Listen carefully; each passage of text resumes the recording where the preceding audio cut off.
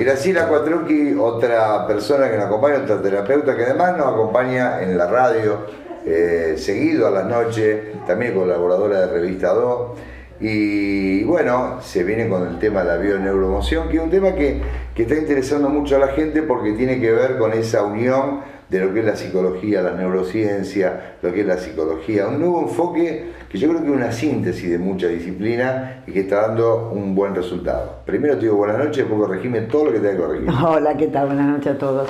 Sí, efectivamente, la bioneuroemoción va directamente a buscar la emoción que ocasiona el conflicto, ¿no? El conflicto va a producir un síntoma que puede ser físico o puede ser conductual. Entonces sí, efectivamente va rápido. Es más, yo tengo muchos psicólogos e incluso psiquiatras que me mandan a sus pacientes y entonces yo después hablando con ellos me dicen, mira, si vos me los enfocás, a lo mejor en un par de consultas o 3 consultas como mucho, y ellos ya saben dónde continuar. Está localizado ahí justo la emoción y todo el conflicto del árbol genealógico, o sea, todos los programas del árbol genealógico que hacen que la persona enfoque hacia un lado donde no empieza a desaparecer el concepto de culpa o por qué lo hago y por qué a mí me pasa y por qué me pasa a mí no le pasa al otro. Entonces, principalmente las personas que tienen depresión o que sufren de ansiedad, en el momento en que se les centra y lo ponen con el árbol viendo derecha e izquierda y viendo que, me acuerdo del caso de una chica bipolar, ¿no? Que ella al final terminó enmarcando el árbol. Me lo trajo la última vez, me trajo el árbol enmarcado, lo puso y me lo trajo para enseñármelo. Cómo ella pudo ver, ella habrá seguido el tratamiento después psiquiátrico y además estaba medicada, ¿no? Cómo podía ver que en realidad no era nada que le estaba pasando a ella porque sí y a ella le tocaba, o sea, el karma o el destino o la mala suerte. Entonces ella enfocó perfectamente y vio su bipolaridad reflejada en el árbol. Por un lado mamá, por un lado papá. Y todo el árbol correspondiente a la mamá por un lado, al papá por el otro. Y la verdad que sé que mejoró, sé que después yo, claro, esto hace más de un año, o sea, ya pierdo la pista, ¿no? Pero evidentemente fue un avance muy positivo. Y el árbol te lleva a... Principalmente, como siempre le digo a la gente que viene a mi consulta, lo que vas a eliminar de tu vocabulario apenas te vayas de aquí es la palabra culpa. Porque es lo más tóxico que hay. Que es la que prácticamente convivimos todos con esa palabra. Es innata. Sí.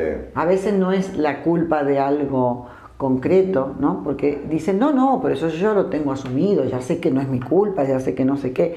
Sí, lo sabes, pero sigue estando en el inconsciente la culpa anclada en el momento en que ocurrió. La otra vez hablábamos de las alergias y que se queda anclado, y en definitiva siempre hay un anclaje, sea para una alergia o sea para cualquier conflicto, que vuelve otra vez a repetir el mismo patrón de lo que sucedió hace unos años atrás, o que repite el programa o la vida de determinados ancestros. O también el proyecto sentido, que es ese periodo de tiempo que va desde antes de la concepción, pasando por la gestación y los 3 primeros años de vida. Y entonces el inconsciente se queda ahí y va a repetir lo que ahí aprendió. O sea, va a ir ahí, siempre va a retroceder ahí. Y entonces, bueno, si hay, por ejemplo, un proceso muy marcado, que es el momento del parto, por ejemplo, ¿no? Las maneras que tenemos de nacer. Sí. Porque en el momento que nosotros nacemos se hace la primera autonomía. Entonces, cada vez que el inconsciente o la persona en su edad adulta va a comenzar algo nuevo o va a ponerse ante una situación diferente, el inconsciente lo va a llevar siempre a ese momento de su primera autonomía. por eso es tan importante la manera que nacemos y por eso es tan importante que ahora se ponen de moda las cesáreas. Que está muy de moda. Está muy de moda. ¿Y a qué nos lleva eso? Nos lleva a que la manera de nacer, que es tan importante para el resto de la vida de la persona, se nos quede anclada. Y nacer con cesárea, la persona siempre va a tener una sensación de que lo sacaron de su camino. Cada vez que inicia algo nuevo, porque la primera autonomía, ¿por qué es? Es la primera autonomía porque salgo del all inclusive que tengo con la pulserita, metí tanto en la panza de mamá que todo me lo dan, a tener que resolverlo por mi cuenta, llorando para todos, ¿no? Evidentemente, claro. O haciendo un gesto, preocupándote. Entonces, en ese momento, cuando el bebé tiene que nacer normal, tiene que nacer por el conducto que biológicamente está preparado para eso, si se hace una cesárea, vamos a poder distinguir si ha hecho trabajo de parto o no ha hecho trabajo de parto, las dichosas cesáreas programadas que hay ahora. Entonces, como no voy por el lado habitual, él va a sentir toda la vida, esa persona, que siempre va por un camino diferente, que lo han sacado de su camino y siempre sentirá esa sensación, en donde al final todo el esfuerzo que haga no me va a servir para nada, porque al final va a venir alguien y me lo va a resolver. No sirve para nada lo que yo hago. Puede ser que se sienta siempre muy demorado o puede ser que termine todo con un corte definitivo. Son esas personas que cortan y punto. Claro, ¿pero por qué? Porque le han hecho un corte para sacarlo, ¿no?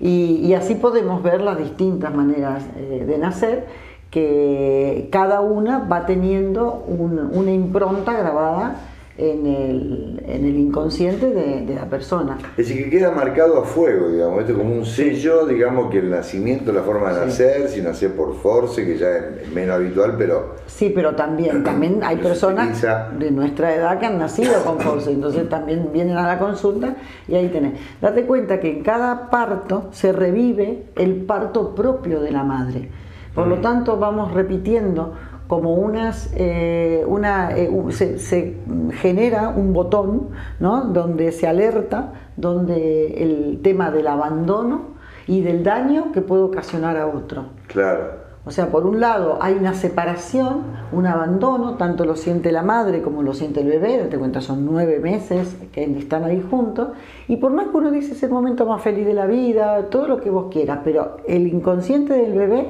ya siente un abandono y además una culpa por ese dolor que está ocasionando. Entonces, cuando todas las memorias que hay de partos, las madres siempre decimos somos tóxicas, porque hasta en el parto se repiten las memorias que están grabadas. Pero ¿dónde están grabadas inconscientemente?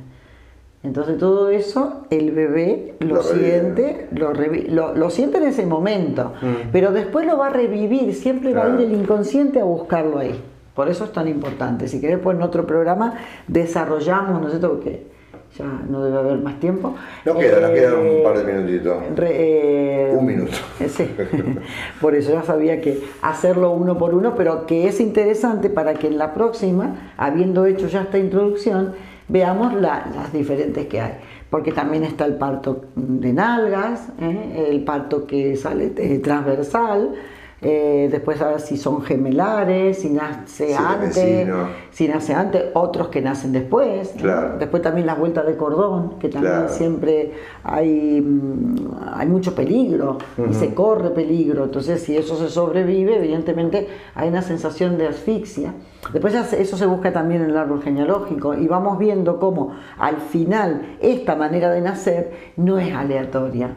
Viene a ser como tantas cosas que yo me río porque le digo que son planes maquiavélicos, ¿no? Porque al final, para poder venir a reparar a ese ancestro, ha tenido que nacer con doble vuelta de cordón, por ejemplo. Claro. Porque hay memorias de asfixias. No, hay memorias de asfixias, hay memorias de ahorcamientos, que viene a vivirlas. Y entonces después dice, y mira, y qué casualidad, y además nació así. Digo, no, casualidad ninguna. Está todo formado, yo que también lo voy integrando con la numerología, tampoco es casual ese número que viene a transcurrir en la vida. Todo se arma. Todo está armado. Graciela, nos vemos en el próximo micro. Bueno, continuaremos con este tema. Este tema es muy interesante. Sí. Muy Gracias. bien. Gracias, que sea a todos.